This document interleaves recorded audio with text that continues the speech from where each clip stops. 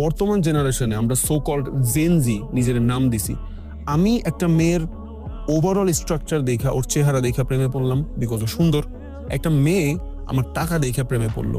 নাম দিলাম আমরা ভালোবাসায় আছি, বাট ভালোবাসাটাই মিসিং। কয়েকদিন পর ওই মেয়ের চেহারার ভিতরে দাগ পড়বে, চামড়া ঘুষা যাবে, আমার ওর আর অ্যাট্রাকটিভ মনে হবে না। আমার যদি বিজনেস খারাপ হয়, ওই মেয়ে আমার টাকা পয়সা দেখে আসছে, আমার ওর আর কয়েকদিন পর ভালো লাগবে না যখন আমার বিজনেস লো হয়ে যাবে। ফার্স্ট। সেকেন্ড থিং, একটা মেয়েরে যদি আমিও সৌন্দর্য দেখা অ্যাপ্রোচ করি, এই মেয়েটারা আরো 10 জন ভাই সৌন্দর্য দেখে অ্যাপ্রোচ করতেছে। যখন আপনার আমার সাথে ঝগড়া হবে বা ওর সাথে আপনার কথা কাটাকাটি হবে, she has a lot of option. ওর কাছে অনেকগুলো অপশন আছে। ও আপনার যে কোনো সময় জাস্ট বাদ দিয়ে দিতে পারে। কেন? বিকজ আপনি যেমন রূপ দেখছেন, অন্য অন্য ছেলেরা ওর ভিতরে রূপই দেখে। আবার মেয়েদের ক্ষেত্রে বলি, আপনি যে ছেলের টাকাটা দেখা ওর প্রেমে পড়ছেন, এই টাকায় যদি আপনার ফাঁসায় থাকে, ওই টাকা দিয়ে আরো 20 জনের সাথে ও রিলেশন করতে পারবে, because they have lot of money.